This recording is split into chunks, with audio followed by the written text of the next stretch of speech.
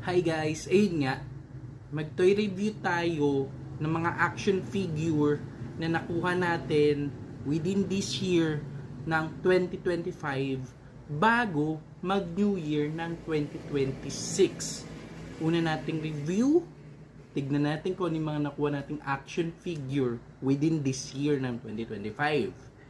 Unang-una, Star Wars. Tignan nyo si Star Wars na nakuha natin. Ay, natanggal. Wait lang. Yan siya.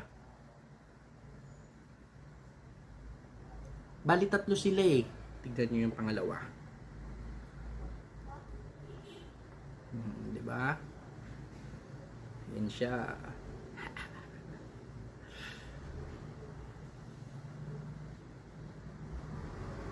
Tapos, ito yung isa sa pinakagusto ko kasi sobrang angas lang ng dating niya.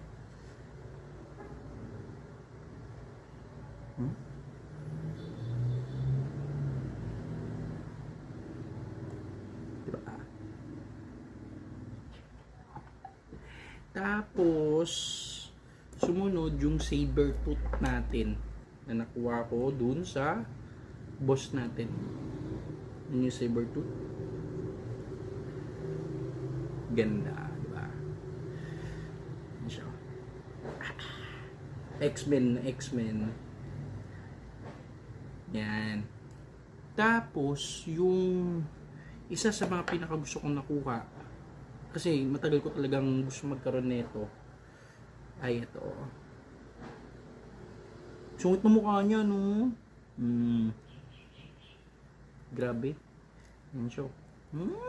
Sungit. Hindi siya kalaki, guys.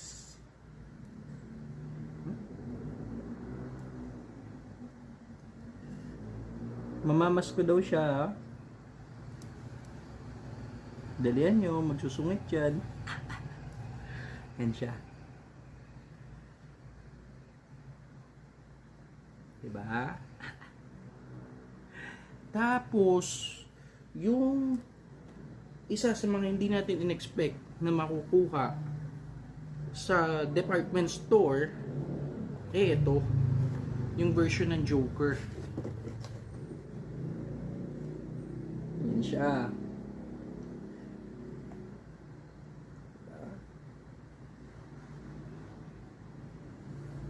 Oo.